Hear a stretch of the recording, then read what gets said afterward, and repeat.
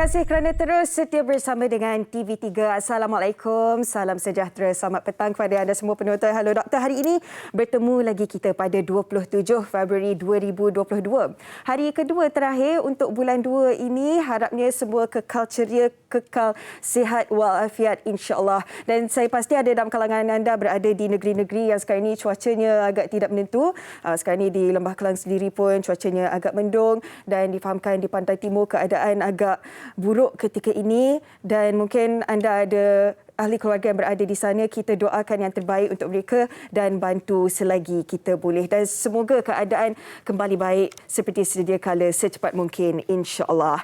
Baiklah, hari ini topik yang kita nak bawakan kepada anda cukup penting sekali untuk kita ambil tahu, cukup penting sekali untuk dibincangkan. Kita nak bincang tentang stroke ataupun angin ahmar yang setakat ini dilaporkan melalui laman web portal My Health, masalah kesihatan ketiga yang paling kritikal berlaku di Malaysia. Oleh itu kita nak tahulah apa antara faktornya sebab lazimnya stroke ini terjadi secara tiba-tiba dan siapa antara golongan yang berisiko untuk menghidapi stroke.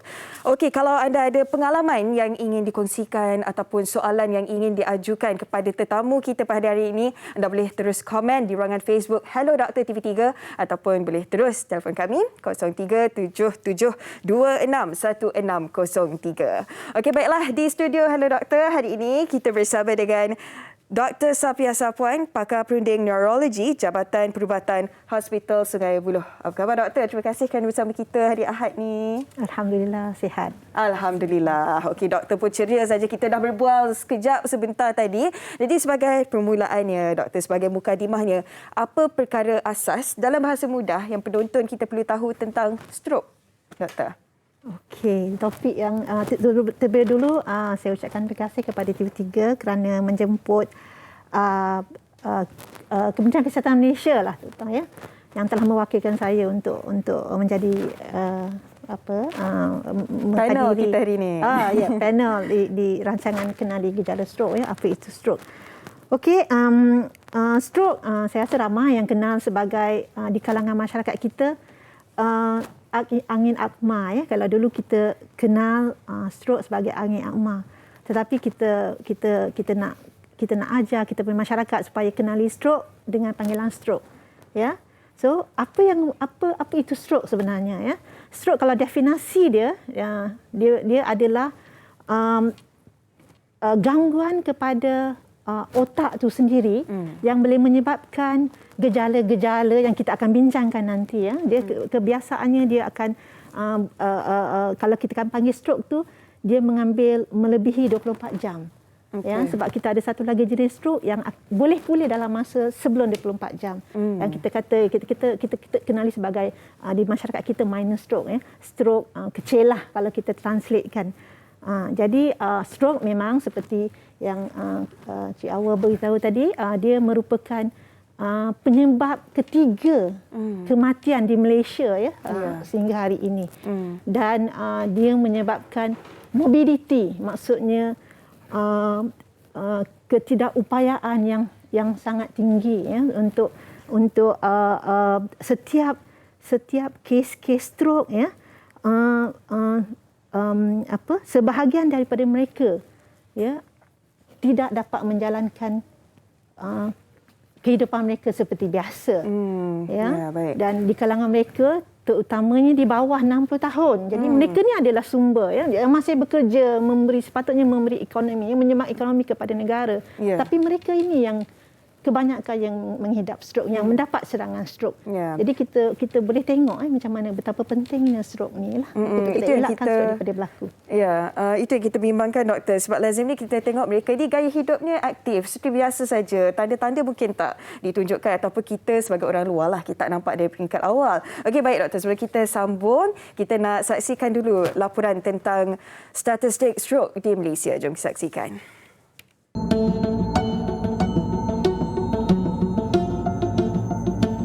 Stroke atau angin ahmar adalah satu keadaan di mana berlakunya penyempitan salur darah ke bahagian otak atau salur darah pecah.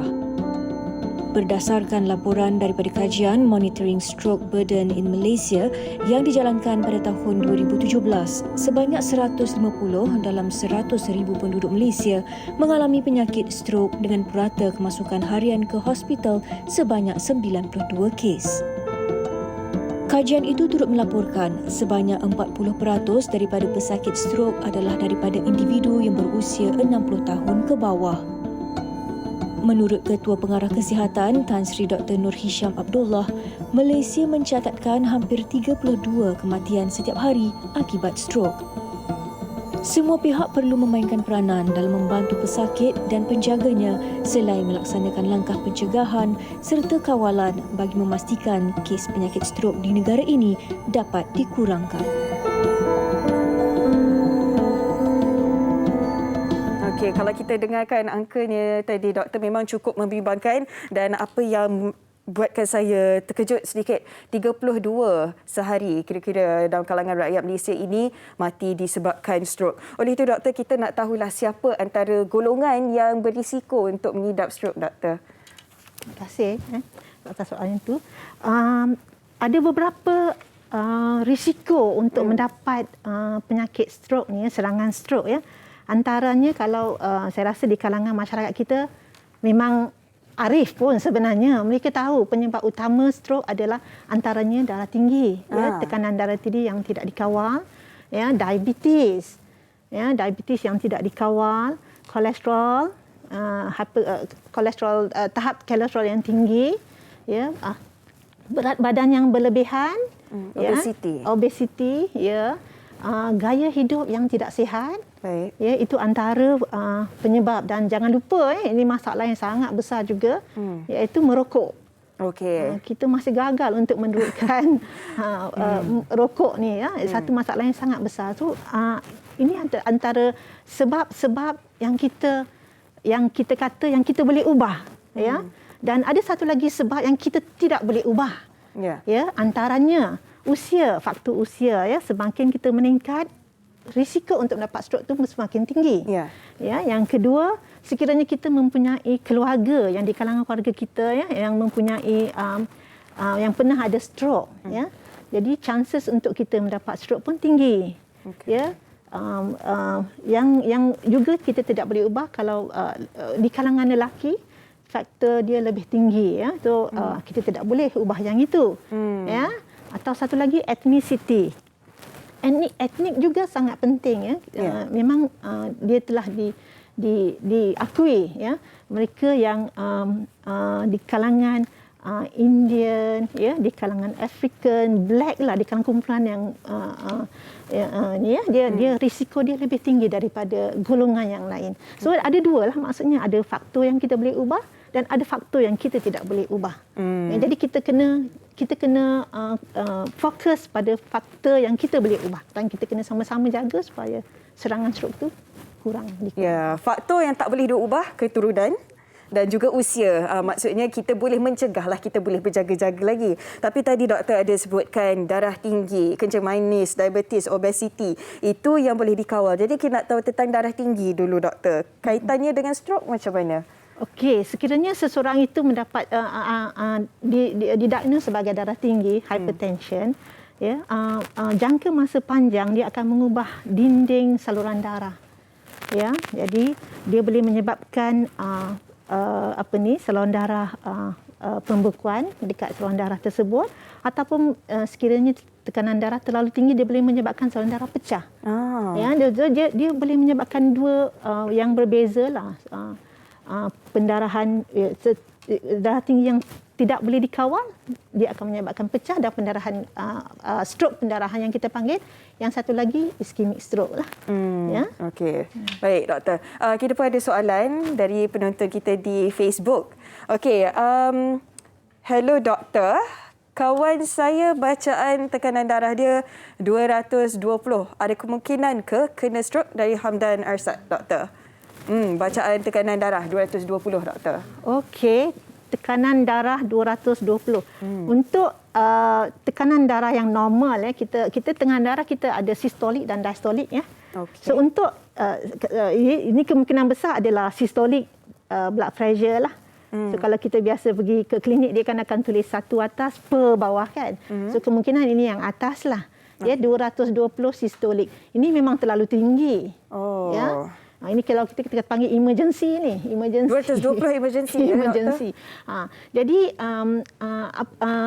yang tekanan darah normal adalah 120. 130 bawah daripada 130 lah. Ya, 220 adalah terlalu tinggi. Ya, kemungkinan untuk mendapat stroke memang ada, terutamanya stroke pendarahan. Kemungkinan sangat tinggi, ya. Ya, memang kena cakna ya, kalau dah tahu tekanan darah itu tinggi, segera berjumpa dengan doktor lah supaya ada langkah pencegahan lebih awal. Okey, jangan ke mana-mana sebab selepas ini kita nak bincangkan tentang faktor ataupun punca utama tentang penyakit stroke. Kembali selepas ini.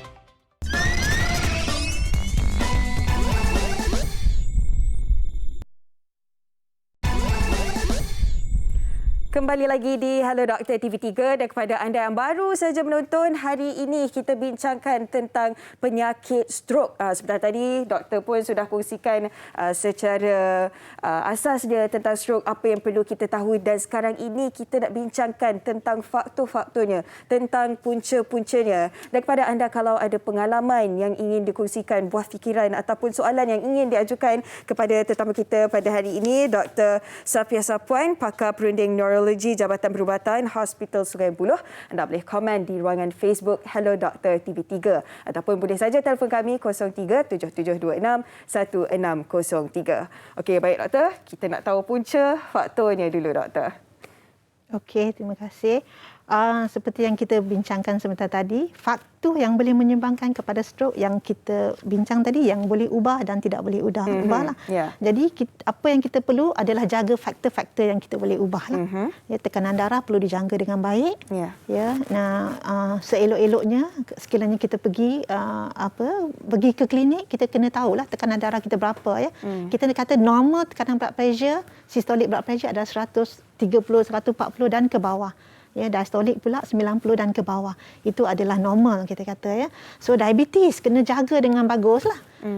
Diabetes, kolesterol itu yang antara dengan ubat-ubatan lah. Selain daripada itu, faktor gaya kehidupan kita sangat pentinglah untuk mengurangkan risiko stroke itu sendirilah. Okey, baik. Tadi doktor ada sebutkan tentang faktor-faktor yang berpenyakit lah kan, penyakit kencing manis, darah tinggi dan sebagainya. Kalau faktor lain, mungkin kalau tekanan ke, ada kemungkinan ke boleh menyumbang kepada stroke ni doktor? Tekanan, stres lah ya, stres.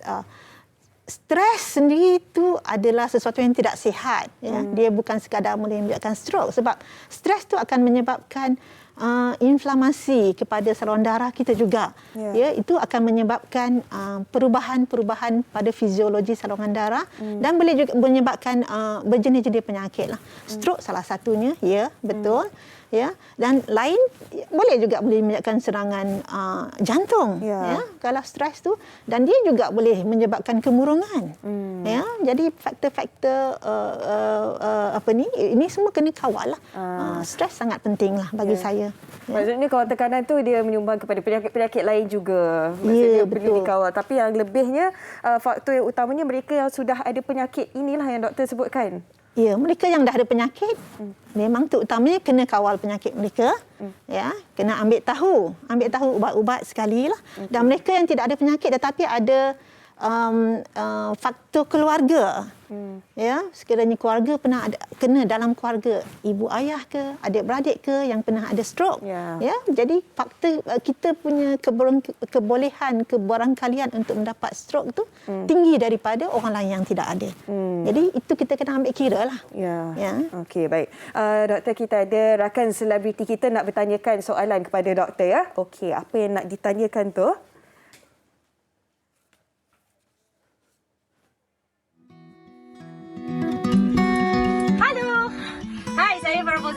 Hello doktor, saya nak tanya soalan. Betul ke gaya hidup seseorang itu boleh menyumbang kepada penyakit stroke? Tolong jawab Sambung. Okey, doktor turunkan tugas saya Farah Fauzana tu sambil exercise dia tanya kepada doktor tentang gaya hidup. Adakah ia menyumbang kepada stroke? Mungkin mereka yang terlalu kuat bersenam ke macam mana doktor? Okey, gaya hidup memang memainkan peranan yang penting. Tak kira lah sakit apa pun, memang sangat penting lah ya. Gaya hidup yang tidak sihat. Antaranya kalau kita adalah seorang yang tengok Fauzana tadi, dia Farah Fauzana kan? Farah Fauzana. Minta maaf. Farah Fauzana tadi exercise kan. Jadi itu adalah sesuatu yang bagus. Ya, kita nak setiap orang dalam masyarakat kita menjalani kehidupan yang sihat ya. Exercise adalah sesuatu yang bagus dan kita digalakkan untuk melakukan exercise 30 minit ya. Kalau boleh buat setiap hari lebih bagus, kalau tidak mungkin 3 kali seminggu ya, 30 minit. Ya, pemakanan kita sangat penting. Kita setiap dari kita lah kena tengok apa yang masuk dalam mulut kita lah ya.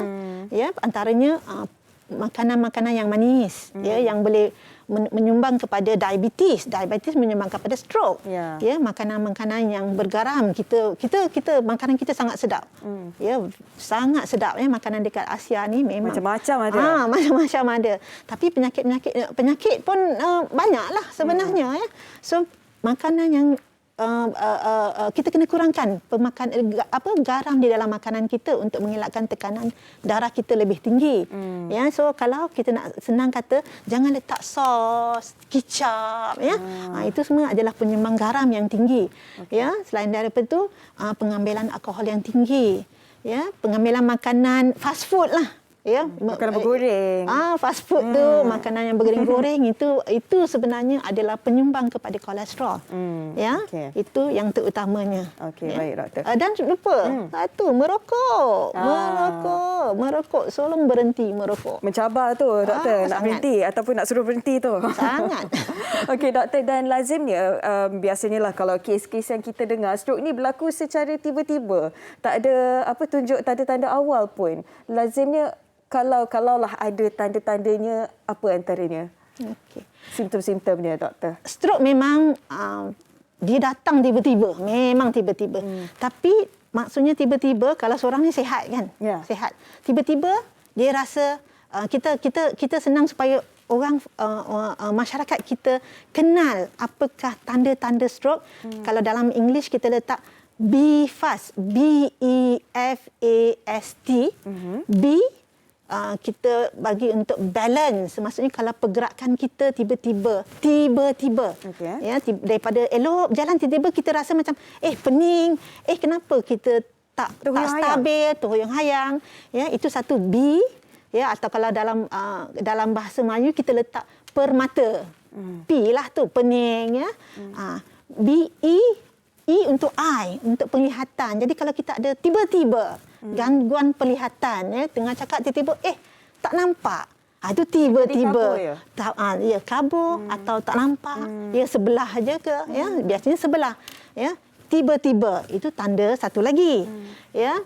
BEF, face maksudnya kalau tiba-tiba kita tengok, tiba-tiba kita nampak kenapa muka orang ni sengit. Ya, itu face. Facial asymmetry ya. Arm, angkat tangan sebelah tak boleh ya. Cuba angkat tangan, sebelah boleh, sebelah lagi tak boleh, tiba-tiba tak boleh angkat tangan.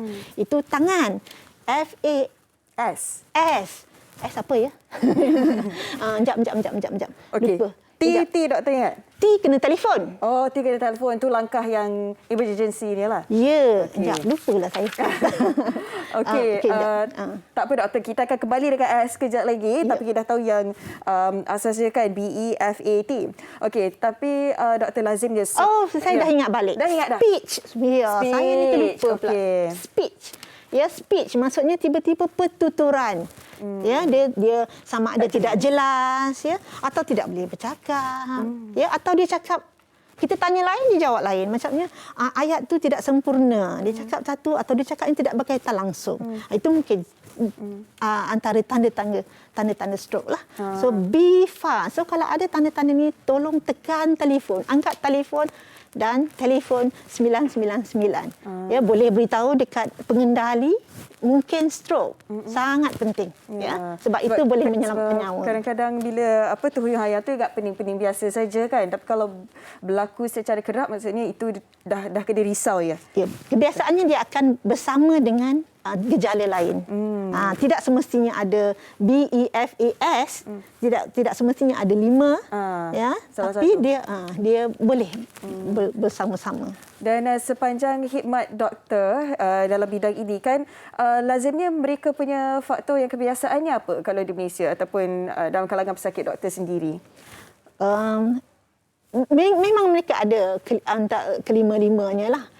Selalunya yang itu adalah lemah lah. Kelemahan antara yang menyebabkan orang datang. Macam pening ni jarang sikit. Kecuali pening terlalu kuat sampai muntah-muntah. Itu pun selalu lambat lah. Tapi kalau lemah, tiba-tiba lemah, dia orang akan datang lebih awal. Okey, itu yang lazimnya berlaku. Okey, dan doktor, setelah terkena stroke, apa yang berlaku kepada seseorang, kesan kepada seseorang selepas terkena stroke tu, doktor? Okey, selepas stroke dia bergantung kepada berapa teruk seseorang tu kena serangan stroke itulah. Ya. So antaranya kalau dia melibatkan otak belah kiri, kita kebanyakan kita adalah orang yang menggunakan tangan kanan kan. So otak kiri adalah otak yang berperanan untuk mengawal badan belah kanan. Ya, sekiranya dapat stroke belah kiri, apa yang berlaku? Dia mungkin ada masalah pertuturan, dia tidak faham kita cakap. Ya. Ataupun bila dia keluarkan perkataan dia ada perkataan-perkataan yang tidak jelas ya, atau dia lupa apa nak sebut, dia tak kenal apa yang diletak depan mata, mungkin dia tak kenal. So itu mungkin menjadi kekal atau mungkin boleh sembuh. Ya, dia ialah hilang upaya. Ya, kalau kena bahagian otak yang menjaga penglihatan, dia akan kehilangan penglihatan. Ya, itu antaranya lah. Maksudnya dia bergantung kepada kategori ataupun tahap stroke seseorang. Bahagian mana, bahagian otak mana yang kena stroke. Okey, sebab difahamkan stroke ni ada beberapa jenis, beberapa kategori kan. Okey, itu kita akan dapatkan penjelasan doktor selepas ini. Dan ada soalan daripada Syaiful Anwar di Facebook. Assalamualaikum doktor, adakah sakit saraf boleh dikaitkan dengan stroke doktor? Sakit saraf. Terima kasih saudara Syaful. Sakit saraf. Saraf ni kita translatekan daripada nerve lah. Nervous system kita ada otak, ada spinal cord, ada saraf yang kecil-kecil tu lah. Ya, jadi stroke ni dia kena pada otak sahaja.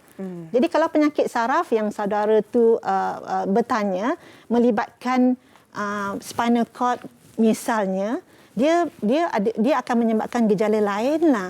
Jadi saya tak boleh nak kata penyakit saraf menyebabkan stroke sebab stroke tu adalah sebahagian daripada saraf. Okey. Dia kaitannya ada tapi tak semestinya. Macam penyakit saraf kalau saya nak bagi contoh apa penyakit saraf ya. Dia bukan stroke tapi dia penyakit saraf. Saya bagi contoh Parkinson. Saking kita orang tahu dia penyakit saraf lah, something to do with yang berkaitan dengan saraf ya, dan tapi dia bukan stroke. Ya, cuma dia rasa sakit Parkinson ni sebelah badan dia terasa lebih susah sedikit pada awalnya lah. Tapi dia bukan stroke. Jadi saya tak boleh nak kata dia adalah berkaitan 100% lah. Sebab stroke tu adalah saraf juga. Otak. Okey, termasuk jugalah tapi kaitannya tak semestinya lah ya doktor. Okey, baik. Banyak lagi yang kita akan bincangkan di Hello Doktor tentang penyakit stroke ini, dan selepas ini kita akan bersama dengan seorang tetamu yang akan kongsikan pengalamannya mengidap stroke. Jangan ke mana-mana, kembali lagi selepas ini di Hello Doktor.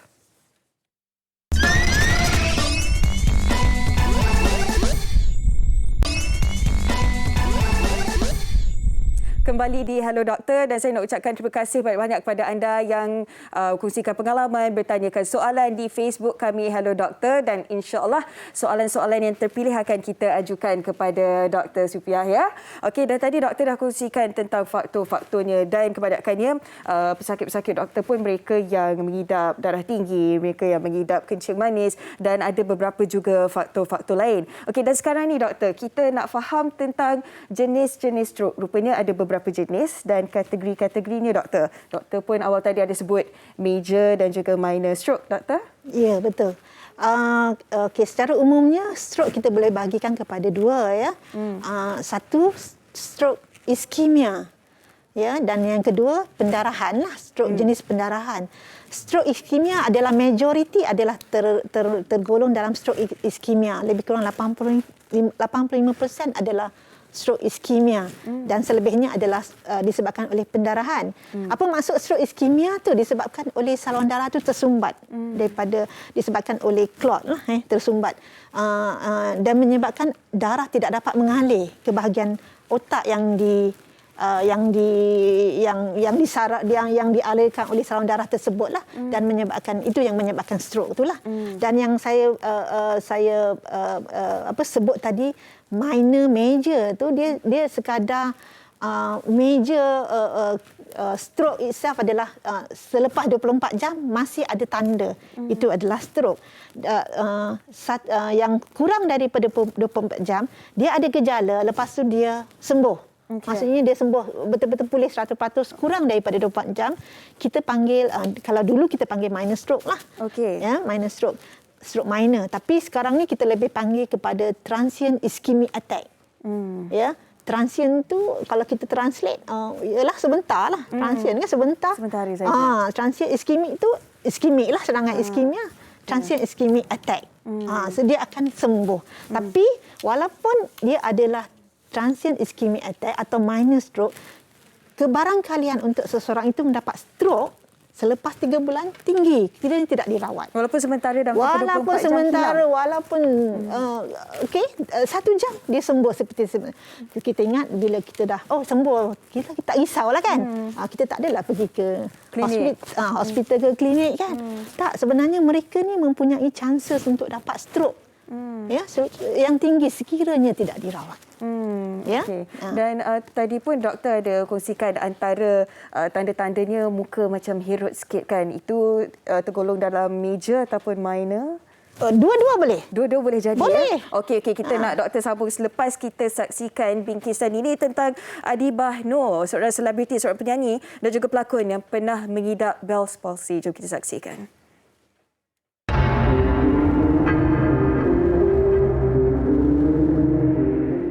Bell's palsy ialah satu penyakit kelumpuhan pada wajah. Lazimnya, penyakit ini boleh berlaku kepada sesiapa sahaja. Sekitar Disember tahun 2020, pelakon dan penyanyi Adibah Noor telah diserang penyakit tersebut. Dia berkongsi pengalaman diserang penyakit itu. Pertama kali saya kena Bell's palsy, saya dapat rasakan wajah saya jadi macam sengit sebelah, bibir saya macam menebal, lidah pun rasa macam menebal. Jadi bila makan tu kadang-kadang tergigit lidah, tergigit bibir, dan lama kelamaan bibir saya jatuh, mata saya pun jatuh sikit, dan air mata tu kita tak boleh nak kontrol, dan kerlepan mata itu menjadi tak sekata. Kadang-kadang dia ni kelip, dia ni tak kelip, dia ni kelip, dia ni tak kelip. Macam tu. Nasib baik saya memang dah ada awareness tentang Bell's palsy sebab abang saya pernah kena. Jadi bila perkara itu terjadi, saya bertanya kepada dia apa yang dia lakukan. Dan nasihat pertama abang saya ialah cepat-cepat pergi hospital dan dapatkan rawatan, sebab kata dia kalau dibiarkan lama-lama dia akan jatuh lebih teruk. Jadi saya pergi ke hospital, dah check blood pressure, semua dah check, tak ada kena-mengena dengan stroke ke jantung ke. Maka pakar saraf dipanggil untuk tengok, dan dia check telinga sebab katanya kalau ada infection dalam telinga pun boleh jadi Bell's palsy ni juga. Telinga saya clear, jadi conclusionnya, diagnosisnya ialah saya kena Bell's palsy. Tiap-tiap hari saya pergi fisioterapi untuk merawat wajah yang jatuh tu. Fisioterapi tu ada current, ada hot towel, ada ice treatment, ada laser dan macam-macam urutan, dan juga latihan urutan sendiri yang kita boleh buat di rumah yang diajar oleh fisioterapis itu. Jadi jangka masa yang saya pulih tu ia mengambil masa 2 bulan. Nasihat saya untuk mereka yang mungkin mengalami Bell's palsy adalah nasihat yang sama yang abang saya bagi, iaitu cepat-cepat pergi berjumpa doktor. Kalau boleh terus pergi hospital, sebab dia akan cek sama ada, yelah, bila dah terjadi yang sedemikian, perkara yang terlintas di kepala kita ialah, alamak, aku ni kena stroke ke kan. Jadi kita clearkan yang tu dulu, bagi dengan cek blood pressure, kandungan gula dalam darah dan sebagainya untuk clearkan. Kalau yang tu clear, dia akan cek telinga. Kalau telinga clear, barulah boleh disahkan, didiagnosiskan sebagai Bell's palsy. Dan rajinlah mengambil ubat-ubatan yang diberikan oleh pakar, bukan ubatan yang bukan-bukan ni. Segala petua orang bagi saya tak ikut, sebab saya ikut cakap doktor saja. Dan yang paling penting, kena buat fisioterapi. Kalau tak mampu nak buat tiap-tiap hari pun tak apa, pergilah sekali dua dalam seminggu, kerana fizioterapis juga akan mengajar kita latihan-latihan wajah dan urutan-urutan di tempat-tempat yang tentu yang kita boleh buat sendiri kat rumah. Kena rajin buat tiap-tiap hari kalau nak cepat baik. Terima kasih kita ucapkan kepada Adi Bahno ataupun Kak Dip atas perkongsian melalui pengalaman selama 2 bulan mengidap Bell's palsy, dan kami di Hello Doktor doakan agar Kak Dip segera sentiasa sihat walafiat insya-Allah. Okey, baik doktor, tadi dikongsikan tentang Bell's palsy. Jadi kita nak tahu apa bezanya dengan stroke, sebab tadi antara tanda-tanda stroke juga muka ada sengit juga ya doktor. Okey, betul Hawa. Bell's palsy ini bukan termasuk dalam stroke. Ya, dia disebabkan oleh inflamasi pada saraf. Saraf tu dah keluar daripada otak. Dia melalui, sebab doktor tu cek telinga. So dia melalui telinga, lepas tu sampai ke muka. Ya, memang tanda dia seperti stroke. Ya, dia kalau kita senyum memang jatuh. Ya, satu lagi tanda yang kita mengatakan dia adalah luar daripada otak adalah mata dia tak boleh tutup. Macam Kak Adibah tadi ada sebut kan, dia kata mata tak boleh tutup, ya, air mata keluar, makan susah. Jadi bezanya itu mata. Mata tak boleh tutup, dia adalah saraf yang dah terkeluar daripada otak. Sebab penyebab utamanya adalah mungkin jangkitan virus, inflamasi pada saraf berkenaan. Ya, dan dia secara umumnya, tapi kebanyakan masyarakat kita takut kalau dia adalah stroke. Ya, kebanyakannya akan sembuh dengan fisioterapi. Fisioterapi menyebabkan muka. Bergantung kepada disiplin seseorang itu, patuh kepada arahan untuk menjalani rawatan, akan sembuh. Dan kita dah tahulah beza antara Bell's palsy dan juga stroke ini kan. Terima kasih banyak doktor. Okey, dan tadi dah janjikan kita akan bersama dengan seorang tetamu yang akan kongsikan pengalaman beliau, seorang selebriti. Saya pasti anda semua kenal beliau. Kita bersama dengan Zulfadli Mustaza, atau lebih mesra kita kenal sebagai Afad, bekas kumpulan Raihan. Apa khabar Afad? Alhamdulillah baik. Alhamdulillah. Assalamualaikum. Sihat, alhamdulillah. Terima kasih banyak-banyak sudi luangkan masa Ahad petang ni bersama kita ya. Alhamdulillah, terima kasih. Okey Afad, kita fahamkan tahun lalu ya Afad dapat tahu mengidap penyakit stroke. Jadi kalau boleh Afad ceritakanlah bagaimana ianya berlaku, bagaimana ia bermula Afad. Bismillahirrahmanirrahim. Allahumma salli ala sayyidina Muhammad wa ala ali sayyidina Muhammad. Saya kena stroke sebenarnya baru 3 bulan. Pada tanggal 25 bulan 11 2021. Ya. Stroke yang saya tak jangka, walaupun sebenarnya dah ada tanda yang diberi dalam masa 1 hari itu. Ada tanda yang diberi waktu malam, saya tak tidur tak boleh. Pagi tu saya pegang kertas, jatuh. Dan saya teruskan kerja sampailah petang tersebut saya keluar dengan isteri saya untuk urusan ambil anak sekolah. Tiba-tiba dia datang terus rasa sebelah kanan ni rasa kebas. Sepatutnya saya yang isi minyak, tapi saya suruh isteri saya yang isi kan. Ngangan dia berisi, dia sampai-sampai saya bercakap tak boleh. Tak mampu dah dalam kereta. Tak mampu nak bercakap dah. Kemudian saya usahakan juga dengan tangan kiri saya impit steering, and then alihkan kenderaan daripada pump station. Start daripada itu terus saya bercakap, langsung tak difahami oleh rumah saya.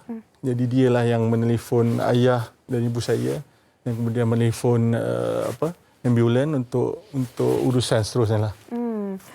Afad, ketika itu kan bila bercakap tak difahami oleh isteri betul. kan. Afat sedar tak sebenarnya apa yang dituturkan tu lain? Baik, yang saya tutur lain tu memang saya tak sedar. Oh, rasa macam cakap macam biasa Saya je? rasa macam saya cakap biasa. Saya ibarat macam saya bercakap tapi dia langsung tak faham lah, macam tu lah. Itu yang saya rasa lah. Sebab saya everything waktu berlaku tu memang saya sedar. Sampai ke hospital, masuk MRI itu semuanya dalam keadaan saya sedar tapi saya tak mampu bercakap. Waktu itulah.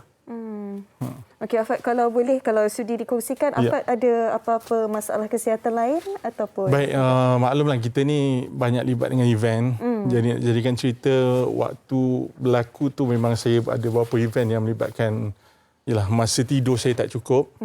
Dan isteri saya pun menasihatkan saya, "Bi tak sihat. So tak cukup rehat," dia kata. So kena rehat lah. So kita carry on juga. Jadi bila carry on tu rupanya blood saya tinggi.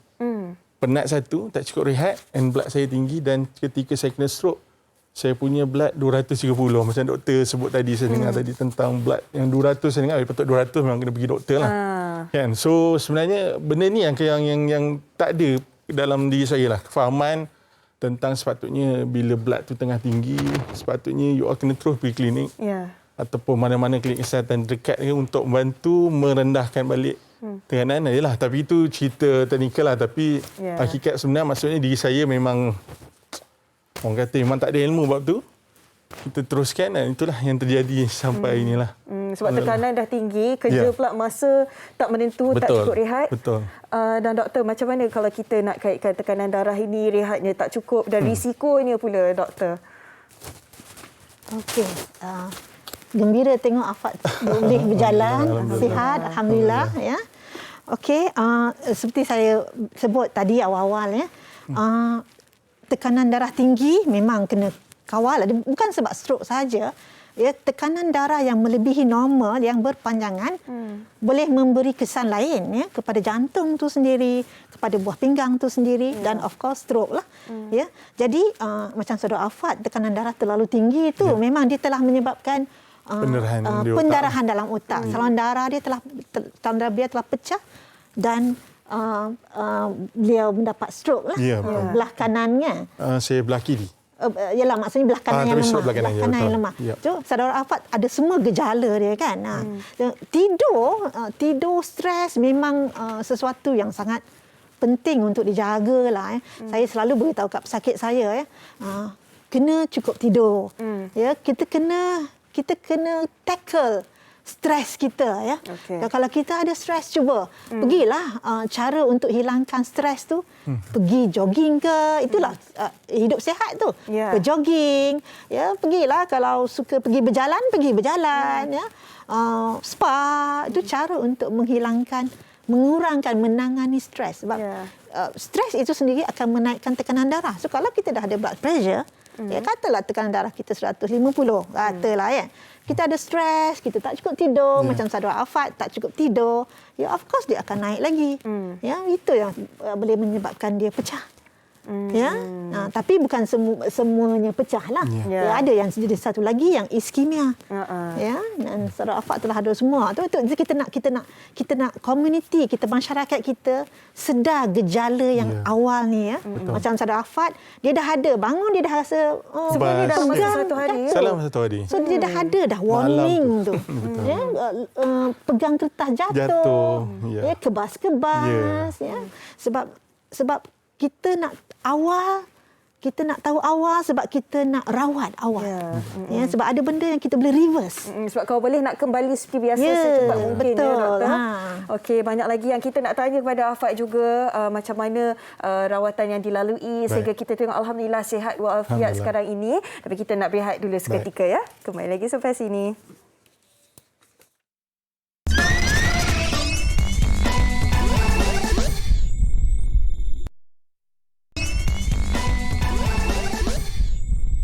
Kembali lagi di Hello Doktor bersama saya Hawa, Dr. Supiah dan juga Afad untuk kita sama-sama bincangkan tentang penyakit stroke. Sama-sama kita kenali penyakit ini, sama-sama kita tahu cara untuk mencegahnya. Perlu kita ambil tahu supaya tanda-tanda awal itu segera kita berjumpa dengan doktor, segera kita ke hospital kerana mencegah lebih baik daripada merawat, ya doktor? Betul. Okey, dan sebenarnya tadi Afad dah kongsikan pengalamannya. Dalam satu hari saja sudah ada segala tanda. Bercakap tak difahami orang sekeliling, pegang kertas jatuh, rasa pening-pening pun ada juga ya? Pening, nak rasa pening sangat tak ada. Cuma dia berkait dengan kita rasa tak cukup rehat lah. Rasa tak cukup rehat ya? Tidur tak cukup kan. Okey. Berpeluh, macam tu lah. Dan difahamkan juga pada hari yang sama, segera ke hospital. Dan rawatan yang dilalui Afad apa? So far Alhamdulillah, saya syukur kepada Allah SWT kerana, yalah, di awal tu saya tak boleh bercakap kan. Kemudian dalam masa beberapa hari tu saya boleh bercakap, tapi adalah perkataan yang mungkin saya nak bercakap tu tak berapa cantik sebutan dia. 9 hari saya di hospital dan kemudian dibenarkan pulang. Kemudian saya diminta untuk datang ke hospital rehab.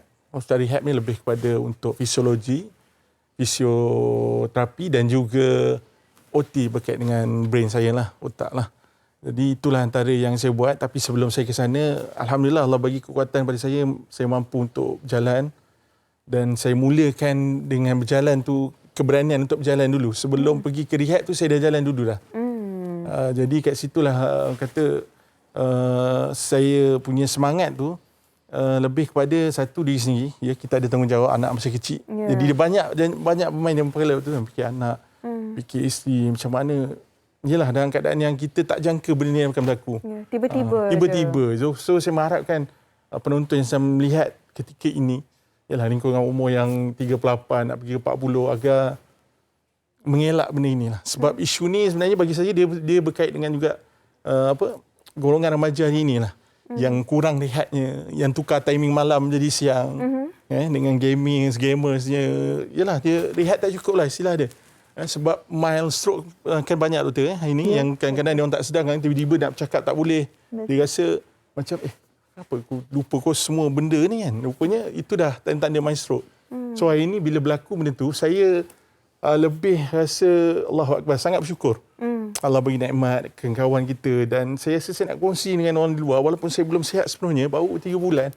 Tapi nak kongsi dengan luar agar betapa penyakit ni sebenarnya kalau kita tak berjaga-jaga, tak ambil tahu langsung, tak ambil cakna, maka you all yang akan rugi sebenarnya. Sebab kita nak long time ni dengan keluarga, kita nak, yalah, berkait dengan kerja, nak mencari rezeki untuk keluarga kan, kita lelaki kan. So itulah antara ikhtiar, maksudnya semangat kena ada.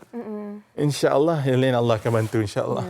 InsyaAllah. Sebab ilmu ni bukan untuk diri kita sendiri. Betul. Kan. Kalau ada orang yang kita sayang, ahli keluarga yang ada tanda-tanda ni, kita nak tolong cepat-cepat. Dan Alhamdulillah Afad sekarang ni keadaan beransur pulih dan pastinya dengan rawatan-rawatan yang dilalui juga. Betul. Doktor, betapa pentingnya untuk dapatkan rawatan segera. Sebab ada setengah orang ni takut. Dia dah ada tanda tapi dia takut nak jumpa doktor, takut nak ke hospital, takut nak menjalani rawatan doktor. Betul. Saya setuju tu, kebanyakan daripada masyarakat kita dia hadir lambat. Ya, sebab ialah takut ataupun sebab tidak ada orang nak hantar. Sekarang sibuk kan? Sekarang kita semua sibuk bekerja. Ya, mungkin jadi dia tunggu anak balik kan baru pergi hospital. Tapi sekiranya ada tanda-tanda gejala-gejala stroke itu sendiri, sekiranya kalau kita ada kat rumah lah, tengok kita punya spouse kita ke, kita punya ibu ayah ke yang ada tanda. Kalau kita rasa stroke ke, suruh dia senyum. Tengok ada ke tidak, muka sengit ke tidak, senyum dia okey ke tidak. Lain daripada biasa. Buat aja kat rumah, tengok senyum. Senyum sengit sebelah. Oh ada.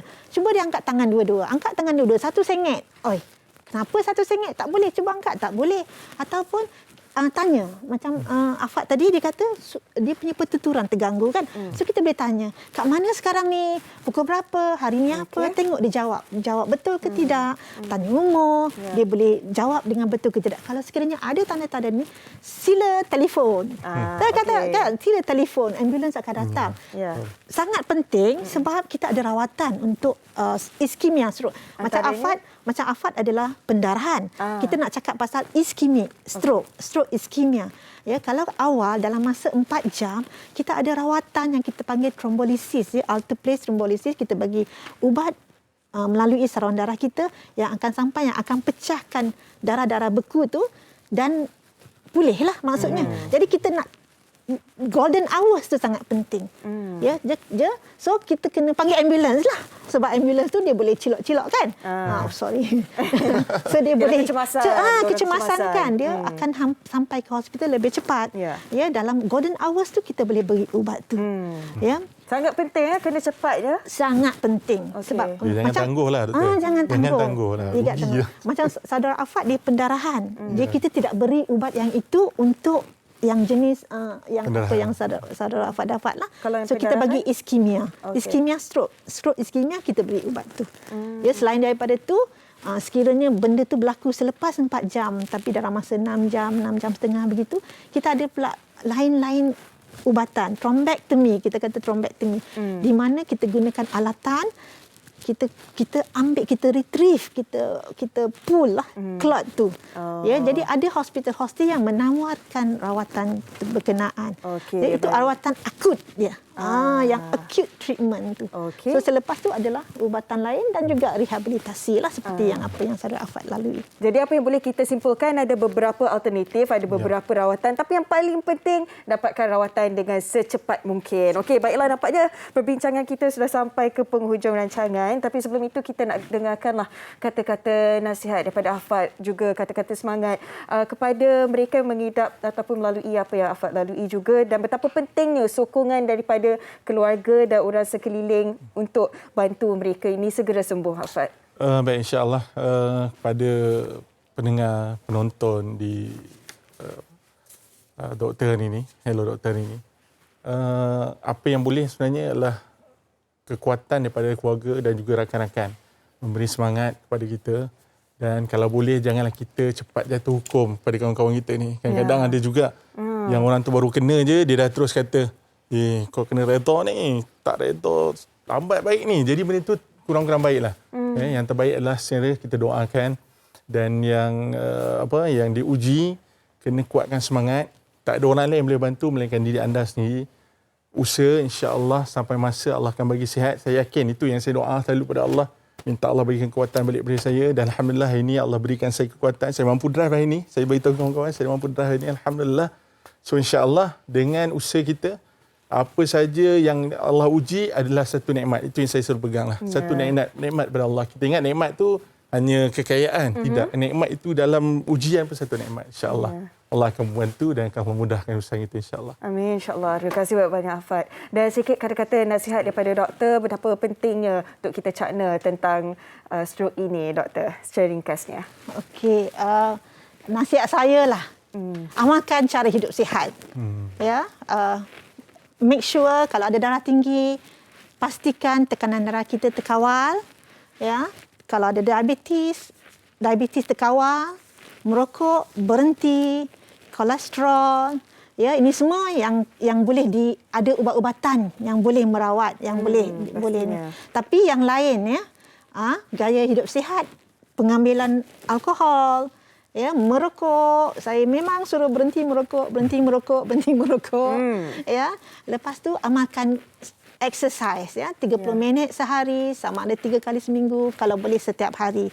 Dan berat badan, lupa saya nak sebut berat badan, satu lagi sangat penting, kurangkan berat badan. Ya, kalau boleh yang paling penting tu sebenarnya ukuran dekat pinggang tu. Yang itu yang melebihi daripada pinggul kita kan, itu risiko sangat tinggi. Jadi kita kena cakna dengan benda-benda ni lah, dan kita kena kawal. Baik, pucuk pangkalnya kita memang kena jaga gaya hidup kita lah. Boleh elak dari penyakit apa jua. Baik, terima kasih banyak-banyak kita ucapkan kepada Dr. Supiah. Terima kasih Afat, kongsikan pengalaman dan kata-kata semangat kepada penonton Hello Doktor. Baiklah, untuk hari ini kita berakhir di sini, dan Ahad depan kita akan kembali dengan topik awas penyakit prostat pada waktu yang sama 5.30 petang. Saya Hawa Rezwana Rezwan. Assalamualaikum. Bye.